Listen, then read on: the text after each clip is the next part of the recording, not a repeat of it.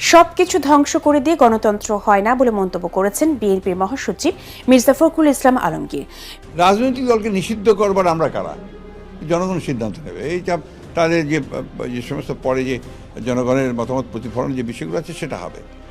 এটা তো আপনার আরেকটা চক্রান্ত শুরু হয়েছে, দেশে একটা অনিশ্চয়তা। গত 2 মাস ধরে আমরা মবের সংস্কৃতি দেখলাম। আমরা দেখলাম বাংলাদেশ ব্যাংকের গভর্নরকে মব করে সরানো হয়েছে।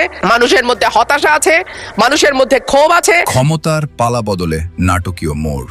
মির্জা ফখরুলের পদত্যাগের ঘোষণা ও রুমিন ফারহানার হুঙ্কার আওয়ামী লীগ বিরোধী দীর্ঘ আন্দোলনে যে দলগুলো রাজপথে সক্রিয় ছিল তাদের মাঝে আজ দেখা যাচ্ছে এক ভিন্ন মেরুকরণ। বিশেষ করে বিএনপির মহাসচিব মির্জা ফখরুল ইসলাম আলমগীরের একটি ঘোষণা এবং ব্যারিস্টার রুমিন ফারহানার সংসদীয় হুঙ্কারে বর্তমানে উত্তাল দেশের রাজনৈতিক অঙ্গন। গত 2 মাস ধরে আমরা মবের সংস্কৃতি দেখলাম। আমরা দেখলাম বাংলাদেশ ব্যাংকের গভর্নরকে মব করে সরানো হয়েছে।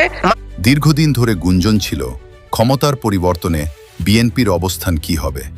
মির্জা ফখরুল ইতিপূর্বে জানিয়েছিলেন তারা ক্ষমতায় আসলে রাজনৈতিক সহাবস্থানের খাতিরে আওয়ামী লীগের কার্যক্রম সচল রাখা হবে।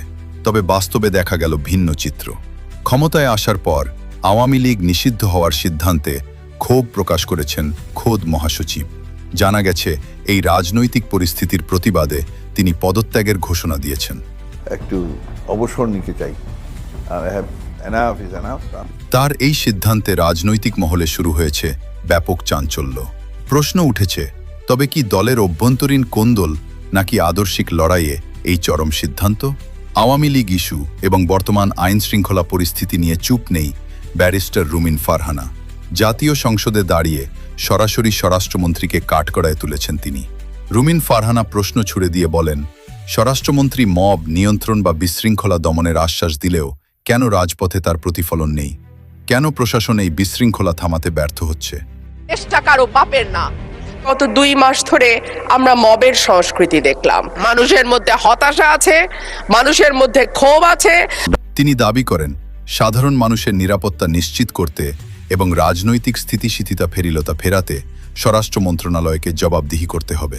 প্রিয় দর্শক, মির্জা ফখরুলের পদত্যাগের হুঁশিয়ারি আর রুমিন ফারহানার এই আক্রমণাত্মক অবস্থান সব মিলিয়ে দেশের রাজনীতি এখন কোন দিকে মোড় নেয় সেটি এখন দেখার বিষয়।